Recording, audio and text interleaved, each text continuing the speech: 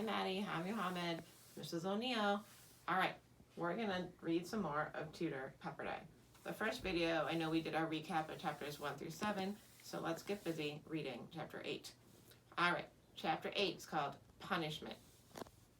First of all, said Aunt Sally, nobody takes a punishment of mine. Sitting down. Stand up. Tooter stood up. Okay, now, this, Aunt Sally swept her arm about, is the honey house. I don't see any honey, said Tooter. That's because it ain't here, said Aunt Sally. It's out yonder in the hives. The bees are making it. I'll be collecting it in here later this summer. She nodded to the doorway. Let's go see the great outdoors. Outside the honey house was a grassy hill. The near slope of the hill was fenced in. In the field, a single animal grazed. Tooter had seen this beast before. It was black and white and had 4 legs. There was a bag-like thing hanging beneath it. She was pretty sure the bag-like thing was an udder. The problem was, as far as she knew, only cows had udders. This thing was not a cow.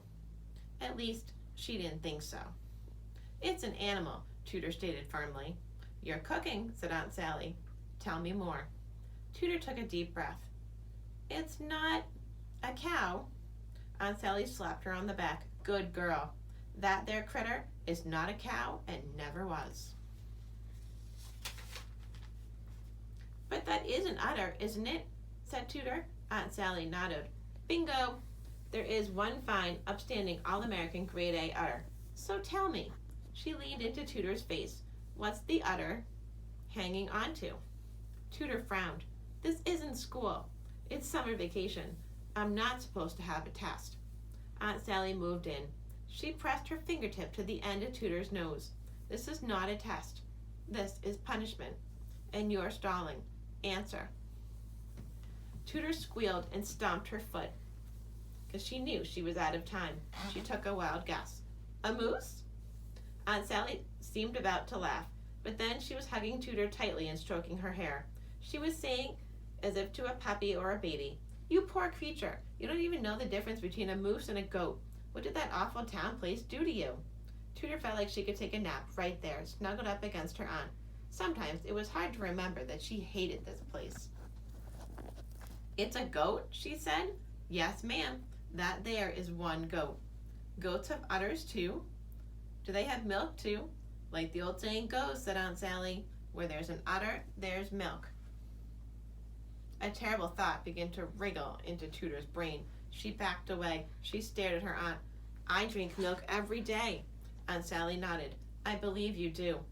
And you're telling me the milk I drink comes from, she pointed at the goat, that? Aunt Sally answered cheerily.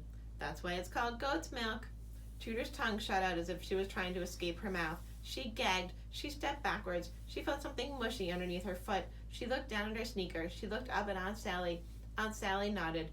Goat poop. Tooter howled. She scrubbed her sneaker into the ground. She howled again and bolted from the house. So this is the picture. Tooter was not too happy when she found that out. All right, chapter 9. Chapter 9 is called Poop. Mrs. Pepperday was waiting at the back door. Punishment over so soon? Goat milk, goat poop, Tooter squawked. I'm not being punished, I'm being tortured. Mrs. Pepperday held out a small white plastic bag. Well, this isn't torture, she said. This is a chore. Empty the bag in the compost heap. Tooter took the bag. Compost heap? What's that? Ask Aunt Sally, her mother replied, and went back inside. Tooter asked Aunt Sally. Her aunt led her around the house to the vegetable garden. She pointed to a wire fence in the shape of a circle. The fence was as tall as Tooter. The inside was a pile of dark, brown, oily, gloppy, gunky stuff. That's the compost heap. Tooter pinched her nose. No, it smells. It's supposed to smell, said Aunt Sally. It's rotting. What is it? Tooter honked through her pinched nose. More poop? That's one way of thinking about it, said Aunt Sally. I guess you could call it plant poop. Why don't you open the bag there and dump her in? Tooter opened the bag. Inside she could see the remains of breakfast. Coffee grounds, grapefruit rinds, eggshells. Her nose wrinkled. Garbage.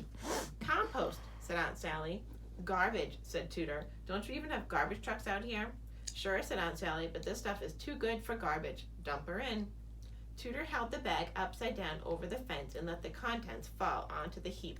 Then she backed off so she could no longer smell it. This is the grossest, most disgusting thing I ever saw. Aunt Sally grinned. The better to grow your tomatoes with, my dear. Tooter stared. What are you talking about? Aunt Sally reached over the wire fence and scooped up a handful of compost. 3 fat worms fell out.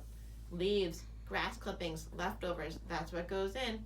After a year and a half, this is what comes out. Best seed food in the world.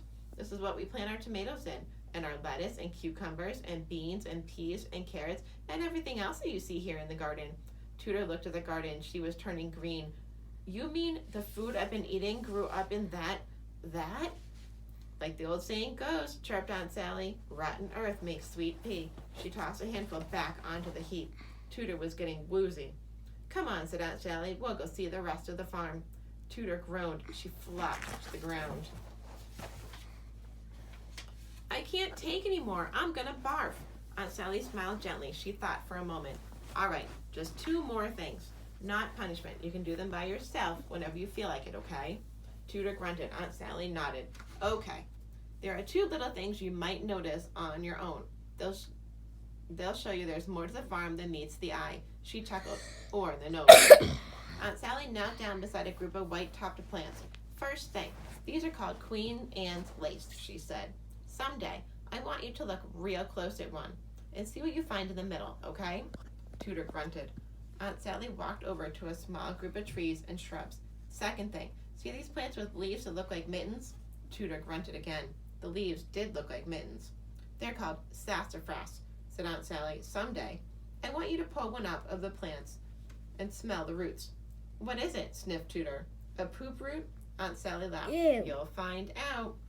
At dinner that evening, Tooter would not eat any of her vegetables or drink any milk.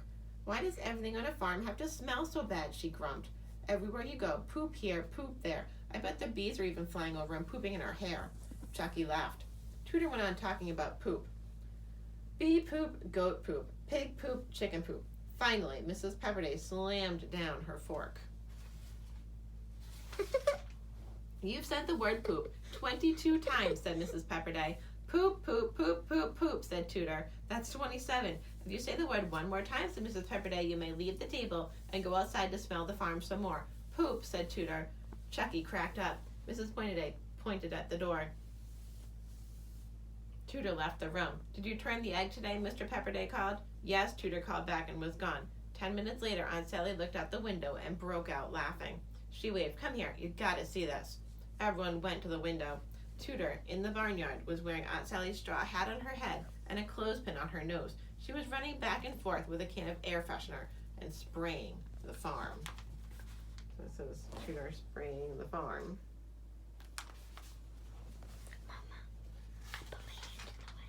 All right, chapter 10. Countdown to hatch. Tooter went to bed that night, but she could not sleep. She had lied to her mother.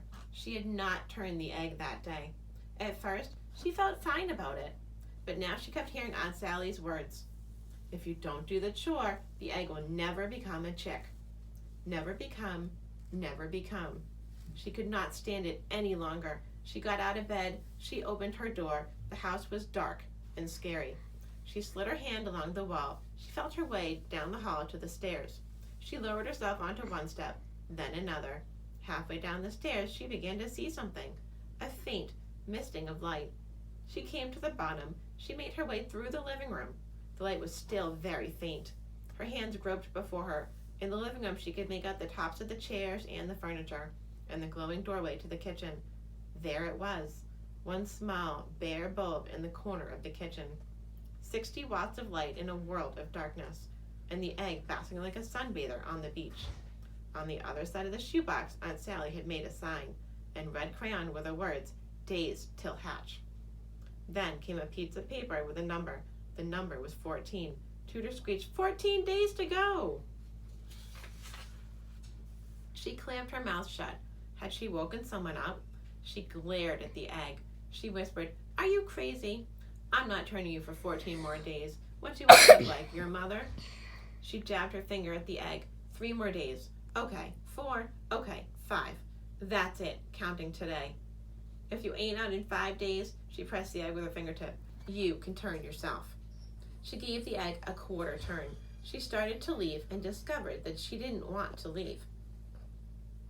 It was warm and bright where the light bulb was, safe and friendly. She wished she was small enough to go crawl into the shoebox with the egg, but she wasn't.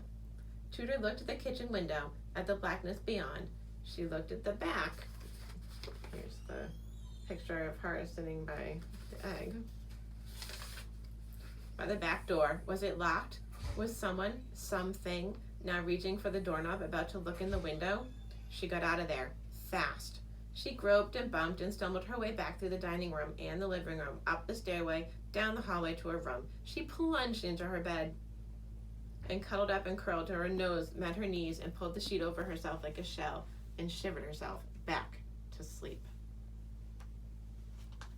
All right, we'll read more another day. We have a few more chapters left.